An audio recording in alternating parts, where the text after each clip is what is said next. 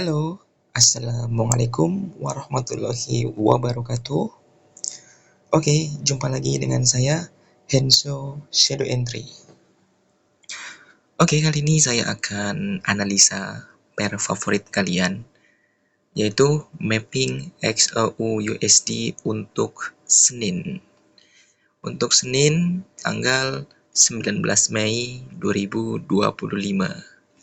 Oke, kita mulai dari daily.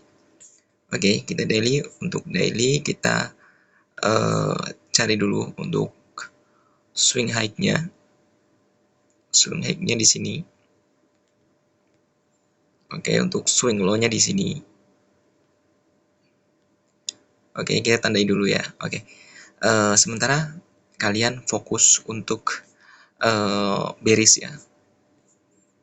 Oke. Lagi saya tandai untuk zone-nya. Ini zone dia. Biar lebih kelihatan, saya zone-nya pakai H1 saja ya.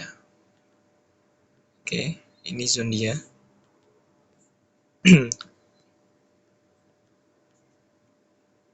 Oke, ini zone dia. Untuk zone-zone yang pentingnya, jadi kalian nanti enak gitu.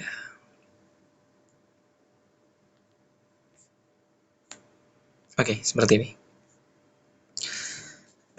Oke, kita tukar ke H1. H1 seperti ini. Oke. Oke, kelihatan skenario-nya bagaimana gitu kan. Tapi kalian pasti ingin tahu kan untuk skenario XAUUSD untuk besok hari Senin ya. Tapi ini analisis saya ini disclaimer ya.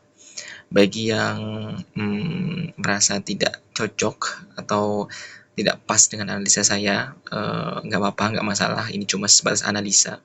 Tapi yang pasti saya analisa berdasarkan teknikal yang sudah saya miliki, yang sudah saya pakai selama 9 tahun saya trading seperti itu.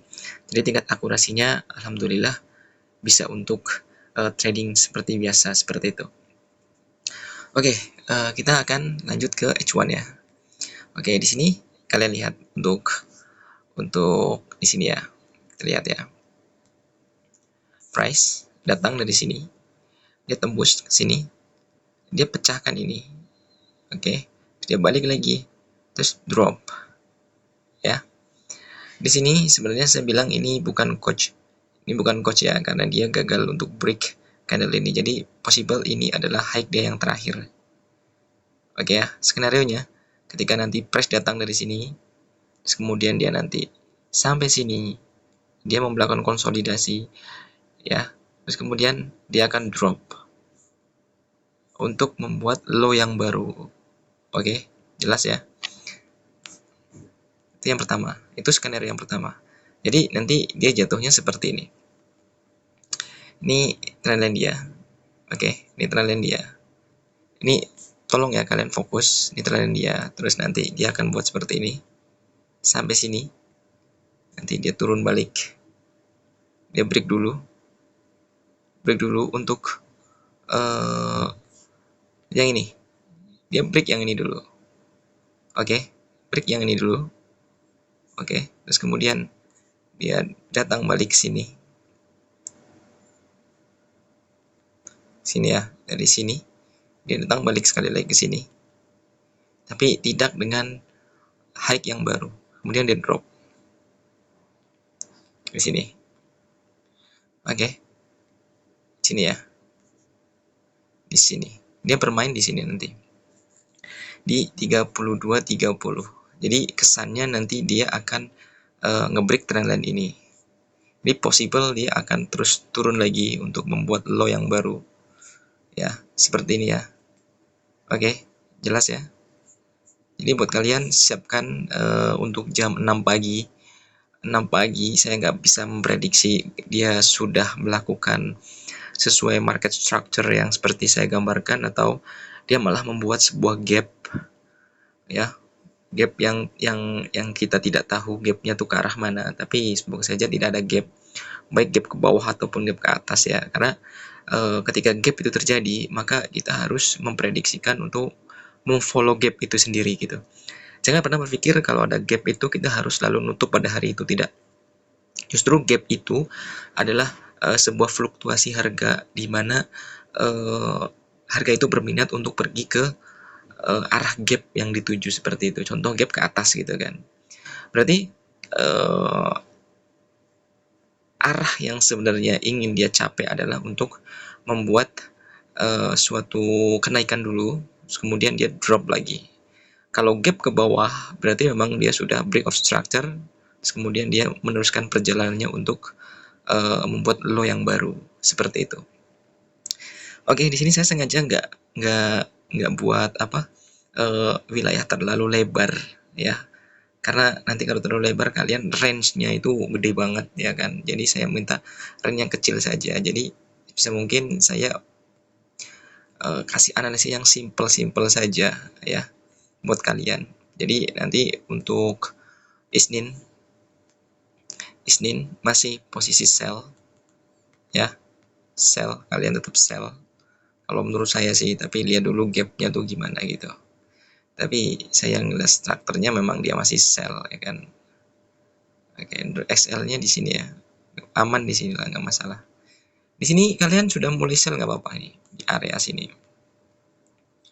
Oke, di sini nih. Seperti ini. Oke, seperti ini.